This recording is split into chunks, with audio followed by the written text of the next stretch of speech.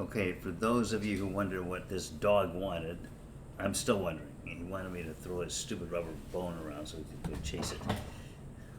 Ridiculous. Anyway, he's a Trump Republican. I'm gonna tell you. Chasing rubber bones is what those people do. So, Biden is a stutterer. And how do I know anything about stuttering? As I started to tell you before I was so rudely interrupted by this little Frenchman here, is that I've had a lot of experience in life and done a lot of things. It doesn't make me smarter than anybody else, even though I am. But those things have given me information. So, I'm getting up there myself. At my age, I'm going to be 30 here pretty soon, and you learn things in life. So when I was in college, I was given a job as a phys ed instructor by the University of Michigan to teach physical education at their speech therapy camp up near Traverse City, Michigan. And the camp educational curriculum was divided between jocks on the one hand, and speech therapists on the other hand. I was there for 3 summers and spent a lot of time with stutterers, a lot of time with therapists, and I really got to know a lot about what it's like to be a stutterer. I didn't know anything about stuttering when I went to work there. I thought stuttering was when people would stammer, right? They'd say, well, I'm going to this store. I thought that was stuttering. Now, the big part of stuttering is blocking. And by that, it means that you're going to say a word, and your head knows what you want to say, but your mouth won't do it. So I want to say, I'm going to the store. What that happens is they can't say the word store, so they'll say, I'm going to this, and then their face freezes on them. And I saw Biden doing that in the speech repeatedly. He tried to say something, and his face would freeze, his mouth wouldn't move, he couldn't get the word out. So he was thinking they're trying to think of a different word that he could use or a different way to restructure the sentence. And he does that really pretty well. But this time he was suffering from a cold, and that's a reality. And when you're suffering from a respiratory disease, it's harder to talk anyway, and then his throat was all dry and raspy. But that compounds to what? The psychological impact on your speech. And a big part of what stutterers face is stress.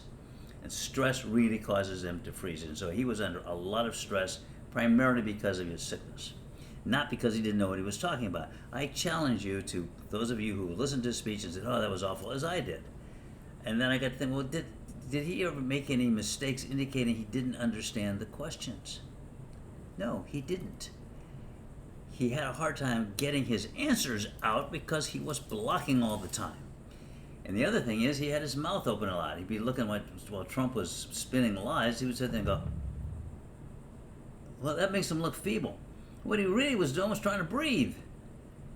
So if you look at it from a perspective, of my perspective, of a lot of knowledge and education about that particular relevant subject matter, which is stuttering, you can see that that was a problem related to his speech disability, not to his intellect, and not to his senility. And guess who's saying that? Guess who's pointing that out? Well, I am. I hope you're awake. I don't know anybody else who is. None of his supporters, none of his staff, Biden himself, no one is doing that, I think because they're afraid that it'll sound like he's making excuses for himself or admitting that he has some sort of physical disability and is not perfect. That is a really stupid strategy. And I've seen that play out, that same strategy in my lifetime. I saw it with Roosevelt, with pretending he wasn't wheelchair bound. He was crippled. He was wheelchair bound. He used to stand up at that podium with these things, braces, biting into his arms and in his hips. So he would look like he was actually standing. He wasn't standing. He was being held up by a bunch of metal studs. No, not that kind of stud. No, studs, like just stick in here and hold you up. That's what he was doing. But he wouldn't let on. Well, he should have let on. It's people who know about it today applaud him for his courage. But those days it was, no, it's all macho, macho, macho, macho, macho, Machu Picchu, whatever. He kept that as a secret. Kennedy had all kinds of health problems that he kept secret. Well, he shouldn't have. People have a right to know, number one. Number two, he overcame so much, and that's part of the story of courage and character. Uh, Eisenhower had a heart attack. Well, we knew about that one.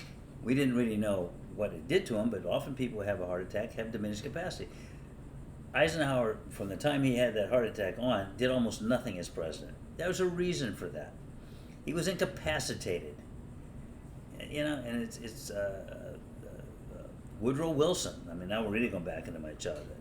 Woodrow Wilson, he had a serious stroke, and his wife basically ran the government for the last several months of his administration, and he was basically, comatose.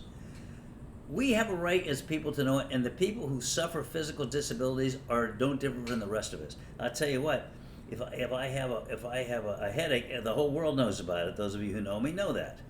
I think everybody should know when I'm not feeling well, and they should all feel sorry for me and send me money. And neither of those two happen, but that's not going to discourage me from continuing to seek the sympathy of unsympathetic, cold-blooded, nasty people like you guys who don't send me any money when I'm sick.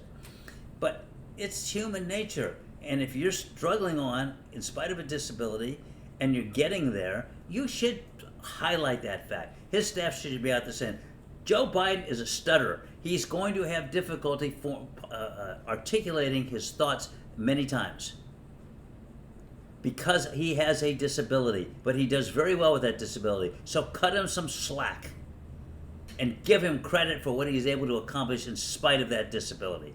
And when it comes to reading a teleprompter, he does fine. Look at how they make fun of him because he reads a teleprompter. Well, to me, if he has difficulty speaking without a teleprompter, but no difficulty speaking with a teleprompter, that tells me that his speaking problem is related to his stuttering, not to his cognitive abilities. Now, I popped that out pretty well, and I'm almost 80. I mean, did I say 80? I meant 8. Yes, I'm almost 8. So, and that's a little farther the other. 28. Watch this. Not bad, huh? Okay. So, what? Don't laugh at me. I'll laugh at you. I'll laugh right back at you if I knew who you were, or if you're with somebody out there. As far as I know, the only person who watches this thing is me and my stupid dog, and he just does it so he can make fun of me. And he plays it back to me in the middle of the night and wakes me up, so I'll take him out for a walk. You don't know what it's like. You don't know what hell is, so you've had a spoiled French bulldog as an owner. Yeah, that's right. He bought me. And he continually says he overpaid. But why are we even complaining about that? None of you are going to do anything good about it. You're not going to send me a nice German Shepherd to take his place. No. Listen to what I'm saying, you Biden supporters. Get out there, own his disability, and explain that that's what happened. Don't say I'm making excuses. That's what the Republicans. Well, you're making excuses. It's not an excuse. It's a friggin' explanation. And make sure that if he's feeling under the weather again, or if he's not being very articulate, that you don't put him out there. Cancel the debate. Reschedule the debate. Don't put him out there where he can make a fool out of himself. But the real fools are the people who know what's going on and don't say a thing about it. Get off your butt, especially you so-called Biden supporters, and explain that. I saw excerpts from the talk he gave about NATO. Not only was he right on the money in terms of the substance of it, and that damn Trump, he will sell NATO right down the river. And you know, I'm going to digress, but you know, I can come back to the subject. That NATO speech was extremely important because right now NATO is stronger than it's ever been. What's his name? Trump complained all the time that they didn't pay their bills. Well, they don't pay bills to NATO. What you do is each company is supposed to say it's like 20% of their GDP is supposed to go toward their military, and a lot of people were not making that burden or that commitment. But now they are. Almost all of them are paid up. More significantly, they're all making significant contributions to helping Ukraine. And if Ukraine goes, that is not a good thing. And if I have to explain that to you, then you need to go back to school. You probably should go back to school anyway. I'm going back to bed. It's a similar thing. But you don't need to know that. It's not your damn business what I'm going to do after I finish here. But I am going back to bed. I'm tired. I mean, I've been up since noon, and it's almost 1 o'clock. I'm exhausted.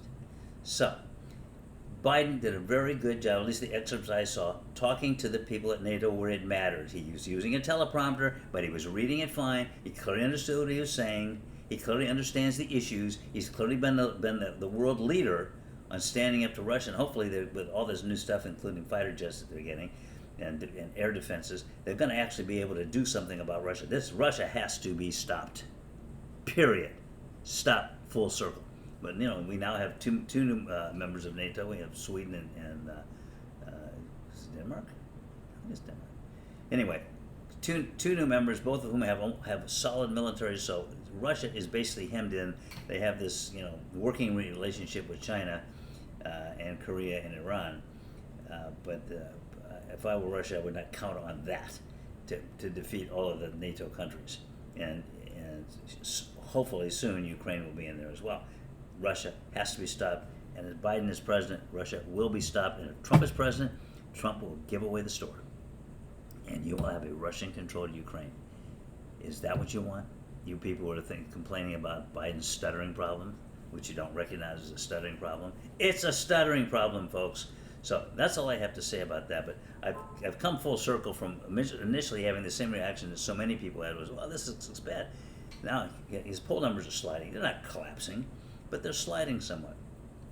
And I hear people, some U.S. senators, going, well, he's probably going to lose this election. It would be the worst thing. Look at his poll numbers. But no one has come forward with the explanation I just gave you. No one.